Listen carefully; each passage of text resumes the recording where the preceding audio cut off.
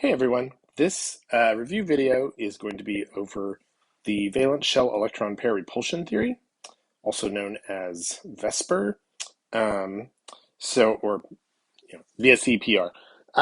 So this is an idea that helps us explain observed shapes for various molecules, right? We have ways to measure this and determine the shapes of molecules experimentally. It's a little beyond the scope of the class, so we're not going to talk about how we do it. We're just going to accept that it's possible, and then we can use the valence shell electron pair repulsion theory to uh, to either explain or match those observed data. Okay, so we're just going to go over kind of the basics of this. You do need to know how to draw Lewis dot structures. Um, before you jump into this, so make sure that you've looked over those before you try to do VSEPR. Okay. The basic idea between around valence shell electron pair repulsion theory is that if you imagine a molecule like um,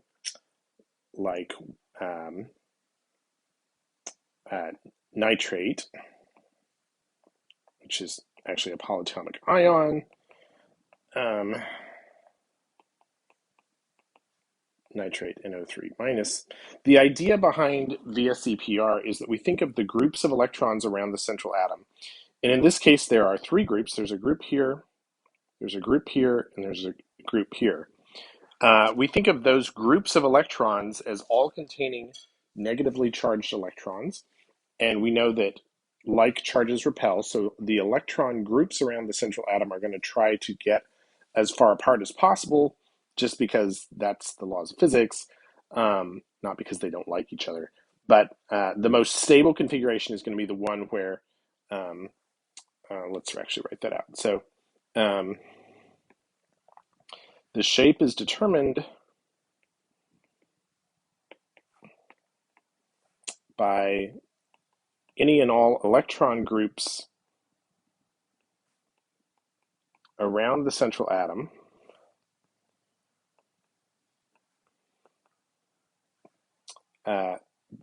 being oriented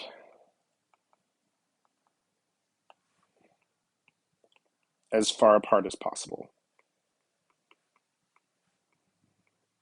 And by doing that, that's the most stable shape because that's the least, the electron groups are interacting with each other the least as if they're as far apart as they possibly can be. Okay, so that creates the most stable shape of the molecule by minimizing those repulsive forces by getting those electrons as far apart as possible. All right, so notice that a group of electrons can be a single bond. It can also be a double bond, so it doesn't matter. Also, we're going to deal with this later on, this double bond is not a true double bond. We'll come to that later, but it doesn't matter even when it is a true double bond. Double bonds are going to repel just the same as single bonds. Same for triple bonds. All right. All right. So let's look at some examples. So if you have two electron groups, such as I've drawn a couple of examples here, we have cyanic acid and carbon dioxide, and the groups here have gotten as far apart as they can, which is on opposite sides of the central carbon. So here we characterize these a lot of times with a bond angle. So the angle formed by H to C to N is 180 degrees, and the bond angle from O to C to O is also 180 degrees. We call this shape linear for somewhat obvious reasons. And it's going to be found anytime you have two electron groups. Those groups will get on opposite sides of the central atom, and that's going to be the most stable shape. Notice again that here for HCN we have a single bond as a group and a triple bond as a group, and it doesn't matter that one's a single, one's a triple. They're just going to orient as far apart as possible. That's 180 degrees. All right, going to the next set of examples. BH3, this molecule, which doesn't obey the octet rule, it's one of those weird exceptions. But I'm thinking that linear still. This is 120 degrees, right? Because that's 360 divided by 3. Okay, so same for nitrate that we mentioned earlier. That's 120 degrees. This shape is called trigonal planar. not trigonal, trigonal. Okay, so that's trigonal planar. It's flat, that's why it's called planar, and then trigonal because it makes a triangle, right? And then this, if you have four groups of electrons, these actually, you might think that they would form a flat 90-degree shape, but that's not actually as far apart as they can get. It turns out if you go into 3 dimensions, you can actually get the bond angle up to 109.5 degrees. And I've got a little example. This is from a website called ChemTube 3D. And this shape here, if you get it oriented just right, you can see that um, it's a little more than 90 degrees. If you go into this three-dimensional shape, um, and if you have access to some models, it's best to play with these so you get used to this shape and can think about it a little better. But it's basically 3 arms pointing down and then 1 arm pointing up. And the cool thing is if you take one of the arms and readjust it so it's up, there's 3 down, right? So there's always, so when we draw it, we tend to draw it trying to represent this shape here. But just know that it's a 3-dimensional shape. It's not really the flat shape that we're drawing on our diagrams. So this one is also 109.5. This shape is called tetrahedral because if you were to enclose these molecules with flat sides, you would get a 4-sided object, which is a tetrahedron. Anyway, so these are the 3 most basic shapes. There are also examples from more exotic chemistry with 5 and 6 atoms off the central atom. We're going to deal with those at a later point, so we're just getting through the basic ones in this one. Okay? All right, so that's 2, 3, and 4. An interesting thing happens when there's an electron group on the central atom, which is a lone pair. So when there's a lone pair on the central atom, it still counts as a group. All right. So in this top example, I have nitrate, NO3 minus, and I have nitrite, NO2 minus. Here, this bond angle is 120 degrees, like we mentioned earlier. All right, that's just trigonal planar. But it turns out when you have a lone pair as one of your groups, electron groups around the central atom, it still repels just like a single bond or double bond, but actually it repels a little more than a single bond or a double bond or a triple bond. So when you have these lone pairs here, and we say lone meaning they're like alone because they don't have an atom on the other side, these lone pairs tend to kind of occupy a greater amount of space because there's a missing, if you want to think about it, comparing nitrate to nitrite, there's like a missing oxygen over here. That oxygen nucleus would be pulling the electrons in this direction, but because it's not there, the lone pair, oops, I accidentally erased my nitrogen. The lone pair here on the nitrogen tends to spread out and take up a little more space than it normally would if it were a bonding pair. All right, and then and so what it's going to do, because it's taking up a little more space, it's actually going to repel the double and single bond and like kind of force them together a little more. And so what ends up happening, and this is a very exaggerated picture I'm about to draw, these kind of get squeezed together. All right, so they don't really get squeezed that much. Like you go from 120 degrees to maybe 117 or 115, but it's always such that the bond angle always gets reduced by the presence of a lone pair. Okay, so what we're going to do when we run into this is we're going to call this bond angle less than 120. And then if we really need to know the exact number, we're going to go look it up because somebody somewhere has done the spectroscopic measurement to find out the actual bond angle. Okay, so lone pairs repel, basically they repel a little more than do bonded pairs, and that's going to force those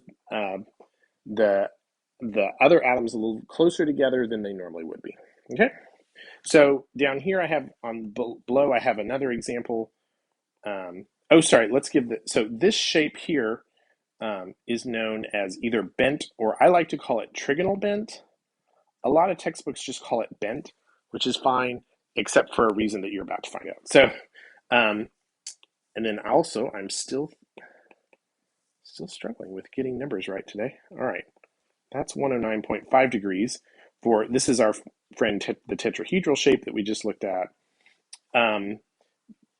Here, the bond angle is going to be less than 109.5 for the same reasons as above. You've got one of your four groups is a lone pair. That's going to repel those other bonded pairs a little more and squeeze them together. So that's, we're going to call that bond angle less than 109.5. For water, you're going to be also less than 109.5. And again, if you need to know these, you go look them up. For water, it happens to be 104.5. And that's kind of a famous one that a lot of folks know. The point is, it's not like, they're not squeezed together like to an extreme, right? You're not going to get a bond angle of 75 or something. There are examples where the bond angle can get all the way down to 90, but they're pretty rare. In fact, I think there's just one. But anyway, they're usually 5 to 10 degrees less than the ideal bond angle that you would get in the tetrahedral here. All right. So in terms of names, this shape name is called pyramidal because it kind of makes a little three-legged pyramid. This shape is called either bent, or I like to call it tetrahedral bent. And again, that's just to distinguish this bent from this bent, because they do have different bond angles. Okay. All right. So let's try to summarize some of this. So I've made a little chart here. And you can study this at your leisure without me talking through it. You may also want to make your own chart like this just to help you learn the names. You do need to memorize the names, the shape names, and the bond angles for these six. And it's gonna and this is gonna help you with getting familiar with the shapes, and at some point you won't even have to think about how many bonded pairs and lone group pairs there are. You're just going to kind of know it. Okay. All right. So what I'd like you to do is I've given you some examples here.